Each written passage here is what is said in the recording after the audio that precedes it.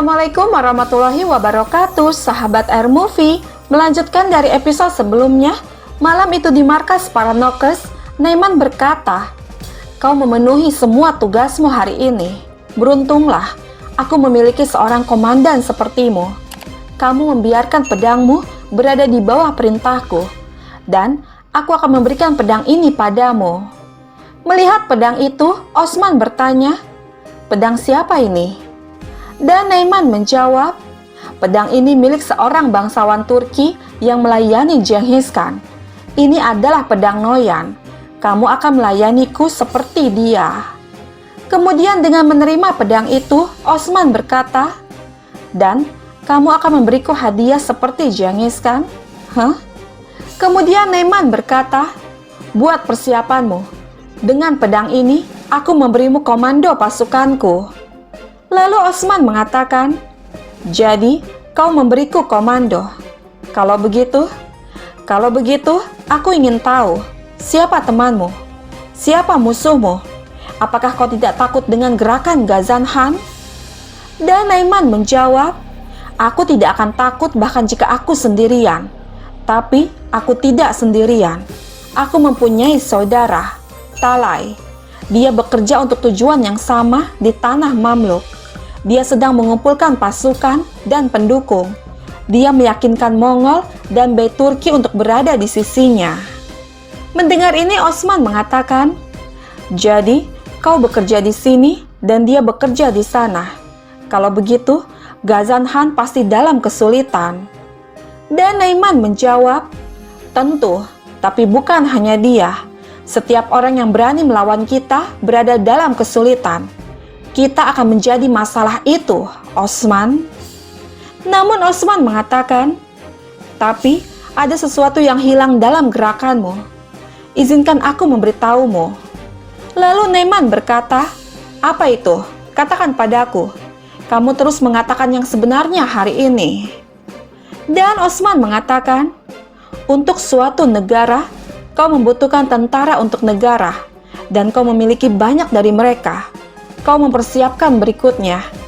Kau butuh senjata dan karavanmu membawanya. Emas juga dalam perjalanan." Lalu Naiman bertanya, "Apa sesuatu yang hilang itu?"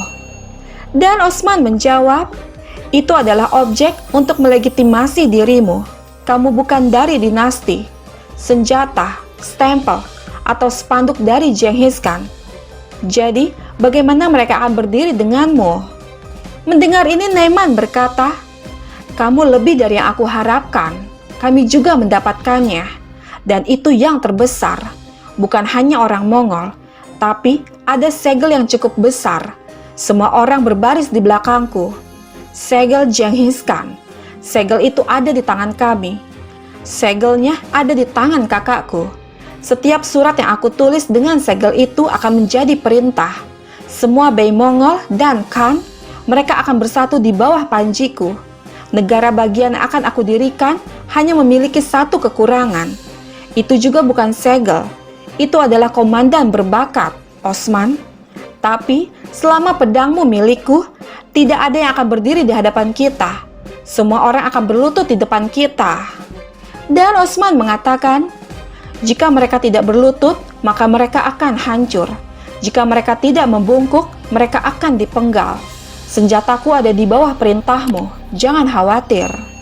Lalu Naiman berkata, "Aku akan sangat kuat, dan aku juga akan membuatmu kuat." Kemudian Osman mengatakan, "Ewalah, jika kau mengizinkan, aku ingin beristirahat." Dan Naiman menjawab, "Aku mengizinkanmu, Komandan Osman, kau boleh pergi." Kemudian Osman pun pergi meninggalkan tenda Naiman. Sementara itu, di perkemahan Oktembe, Ismihan berkata, "Aku turut berduka atas kehilanganmu, Bengki Hatun. Aku tahu rasa sakitmu baru, tapi kamu harus tahu bahwa aku akan selalu bersamamu mulai sekarang. Ketika kamu mendapat masalah, kamu akan menemukanku terlebih dahulu." Lalu Bengki mengatakan, "Semoga kau panjang umur, Fede Sultan. Tapi mulai sekarang, aku tidak membutuhkan siapapun." Mendengar ini, Ismihan bertanya, "Apa maksudnya itu, Bengki Hatun?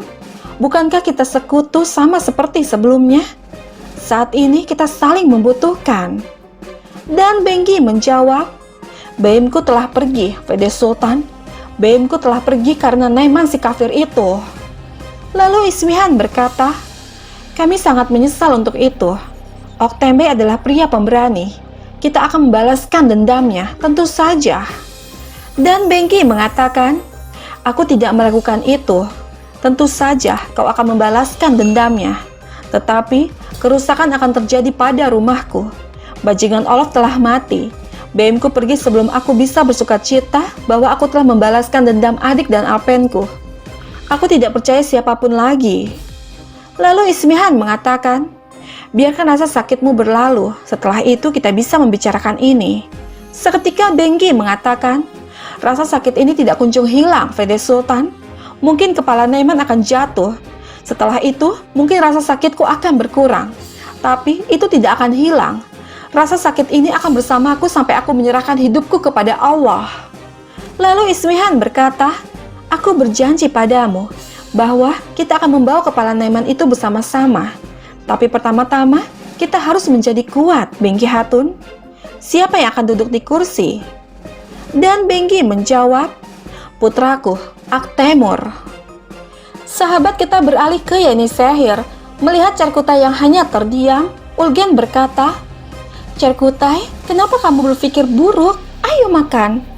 Namun Cerkutai menjawab, aku tidak lapar. Lalu Ulgen mengatakan, jika kamu tidak mau makan, kamu tidak akan bisa sembuh. Namun Cerkutai berkata, aku tidak akan makan. Lalu Ulgen mengatakan, baiklah kalau begitu. Kemudian dia pun pergi dengan membawa makanan itu kembali. Di saat yang bersamaan, Kurma Abdal datang memasuki ruangan. Menyaksikan hal itu, Kurma Abdal berkata, kamu menghancurkan hati saudari Ulgen, tapi hatimu lebih sakit. Benarkan Cerkutai? Kamu melarikan diri dari apa, Cerkutai? Dan Cerkutai menjawab, dari ujian. Kamu tahu, Kurma Abdal, kamu tahu apa yang terjadi. Aku takut. Aku takut masuk ujian lagi. Kemudian Kurma Abdal mengatakan, kamu tidak bisa melarikan diri dari apa yang kamu takuti, terutama dari ujian. Lalu Cerkutai bertanya, apa yang akan aku lakukan? Dan Kurma Abdal menjawab, hal yang selalu kamu lakukan. Kamu akan mendengarkan hatimu. Kematian adalah hak bagi manusia. Itu bagianmu untuk hidup. Kamu tidak bisa lepas dari hidup. Kamu akan menyembuhkan hati yang telah kamu patahkan. Hidup ini begitu singkat. Hidup ini terlalu singkat untuk patah hati. Mendengar ini membuat Cerkutai hanya terdiam. Sementara itu, Malhun dan yang lainnya memutuskan untuk beristirahat di suatu goa. Di sana Malhun berkata, mereka bilang, Taskesen, hah? Dan Aktemur mengatakan, tempat itu tidak sesuai untuk diserang. Lalu Bala bertanya, berapa banyak orang di sana?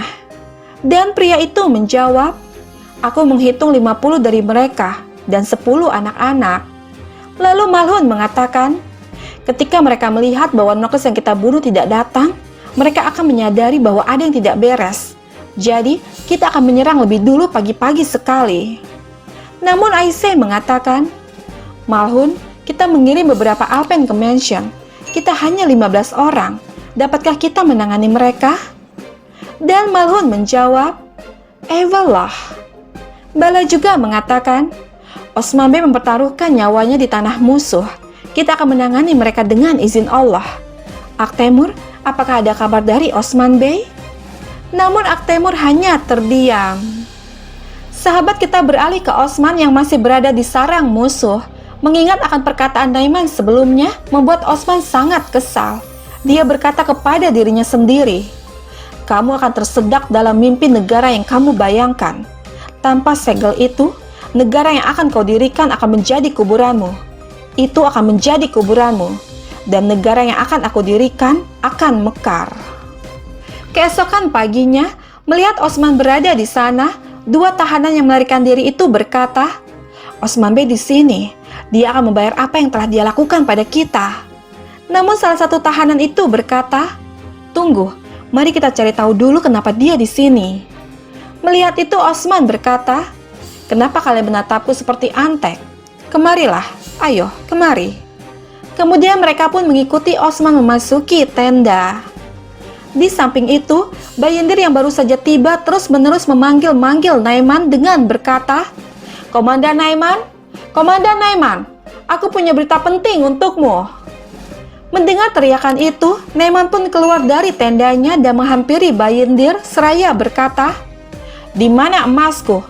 Aku tidak dapat melihatnya." Namun Bayindir mengatakan, "Aku membawakan sesuatu yang lebih berharga daripada emas, Komandan Naiman." Mendengar ini, Naiman bertanya, "Apa itu?" Dan Bayindir menjawab, "Osman Bey." Lalu Naiman bertanya, "Ada apa dengan Osman Bey?" Dan Bayindir menjawab, "Dia mengincar pengkhianatan lagi. Dia bersamamu untuk mengumpulkan informasi. Dia ingin membunuhmu." Mendengar ini membuat Naiman serasa tidak percaya. Sementara itu, di dalam tenda, Osman berkata kepada dua tahanan tersebut, "Kalian bertanya-tanya mengapa aku di sini, ya kan? Aku di sini untuk memadamkan api orang-orang kafir." Kemudian dengan sekejap Osman menebas mereka berdua dan pergi melarikan diri dari sana. Mengetahui hal itu jelas membuat Naiman sangat marah.